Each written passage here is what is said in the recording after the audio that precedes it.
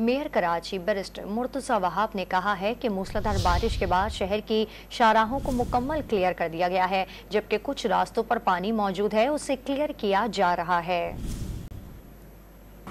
ये बारिश का सिलसिला कराची शहर में अब थम चुका है। तकरीबन कोई आधे घंटे के करीब बारिश हुई, तेज़ बारिश हुई। मुख्तलिफ मकामात पर डिफरेंट रीडिंग है। तकरीबन कोई 50 मिलीमीटर की बारिश हुई है, जो कि आज के लिए एक्सपेक्टेड इस तरीके से नहीं थी। बट अब बारिश थम चुकी है। शहर का राउंड मैंने भी लिया है। जो बड़ी शाहराहें शहर की वो क्लियर हैं। कुछ मकामात पर पानी देखने को नज़र आया, जिसको क्लियर किया जा रहा है। मैं शहरियों से सिर्फ गुजारिश ये करूँगा कि वो अपनी इंतज़ामिया का साथ दें, गैर ज़रूरी तौर पर अपने घरों से ना निकलें।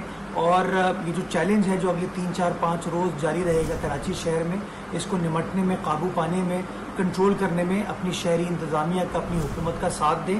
तमाम इंतज़ामिया, म्यूनसिपल स्टाफ जो है वो सड़कों पर होगा, ग्राउंड पर होगा और लोगों की खिदमत करने में मसरूफ़ होगा। आइए एक दूसरे